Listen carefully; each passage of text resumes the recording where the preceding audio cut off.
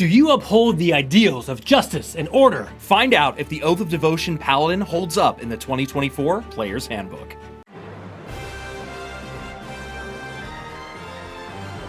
I'm the Mind Flayer Slayer. And I'm Dr. DM, and today we're bringing you the first of Paladin's 4 subclasses for 2024. We'll give you a full review, go through all the levels of this subclass, and at the end, let you know what our rating is. So stay tuned. Starting at level 3, you're getting your Oath of Devotion spells. As you know, you get your subclass for all classes in the 2024 Player's Handbook at level 3. So, the Oath of Devotion spells are as followed. Protection from Evil and Good, and Shield of Faith, classics. At level 5, you're going to be getting Aid and Zone of Truth. At 9, Beacon of Hope and Dispel Magic.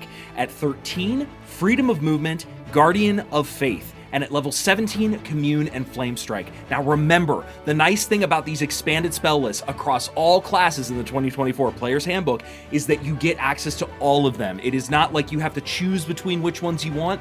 These spells are available and known to you at all times. And they're pretty unique for Devotion. Some are pretty fun, like Zone of Truth is always hilarious at the table. We've had some funny experiences with that one, personally. Yeah, for sure. And Flame Strike also got buffed, although it's quite high level for that one. But continuing at level 3, you get your first key ability for the subclass, which is Sacred Weapon. When you take the attack action, you can expend 1 use of Channel Divinity. Remember, you get 1 and then later 2. Yeah. To imbue 1 melee weapon that you're holding with positive energy. Then, for 10 minutes or until you use this feature again, you add your Charisma modifier to the attack rolls you make with that weapon. Not damage, just attack rolls.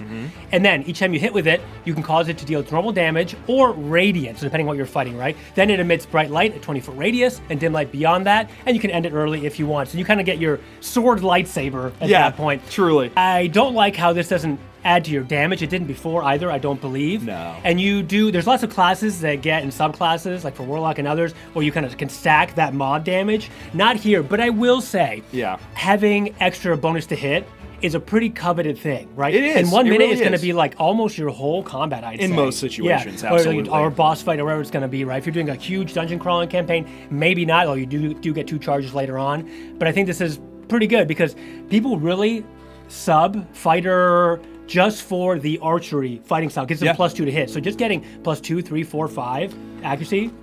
It's definitely a boon worth taking advantage of. For sure. Level 7, Aura of Devotion. You and your allies have immunity to the charm condition while in your Aura of Protection. If a charmed ally enters the aura, that condition has no effect on that ally while there.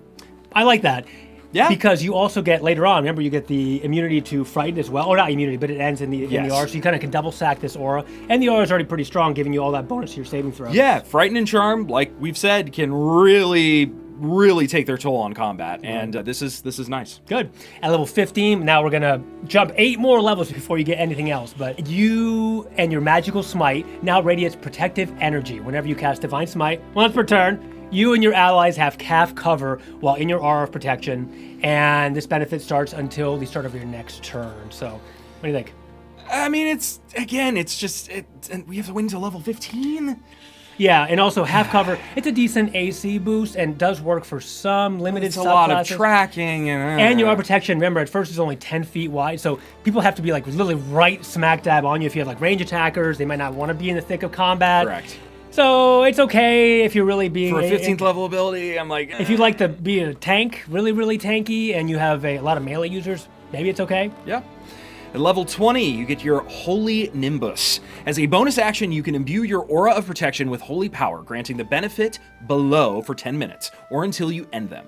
Once you use this feature, you can't use it again until you finish a long rest. You can also restore your use of it by expending a level 5 spell slot. This does not require an action. So, you have either Holy Ward, which gives you advantage on any saving throw you are forced to make by a fiend or an undead. You get Radiant Damage. Whenever an enemy starts its turn in the aura, that creature takes Radiant Damage equal to your Charisma modifier plus your Proficiency bonus. And you get Sunlight. The aura is filled with bright light that is sunlight. Okay, can I give you my opinion on this? Yeah, it's mid and narrow. As in, you have to be fighting very specific monsters that, like, for example, vampires don't like sunlight, for example. And the radiant damage is like, maybe you can get it up to 10 if you really boost all your stats. Level 20 ability, this is just... Yeah, you're kind of at the top end. It is a bonus action. and I'm not sure. So again, how many level 20 campaigns are you going to be in? You might have like a level 20 one-shot just for fun, or you might have like a final boss fight on your 3-year, 4-year, 5-year campaign. So do you want to play Paladin and then wait all the way to level 20 to get some kind of very mediocre ability? I don't know. Unless you, like, your campaign is literally you only fight fiends and vampires for 3 years. Then maybe, sure, take this class. If that, yeah. Okay, we're going to give you our rating now. Would you like to take it away, or do you want me to give the bad news? I'm giving this like a C-. Yeah, I'm sorry. I agree. Dude, it does nothing for me. Oh, really? The only redeeming factor, and we have to make sure that we are kind of weighing lower level abilities higher, just because most tiers of play are lower level. So that, where you can take a weapon, you add your charisma to hit, is a pretty good boon. You're going to increase your accuracy substantially, and that's okay. But it's just generally a narrow class. I would give it a C, bordering on a D. Yeah, I agree.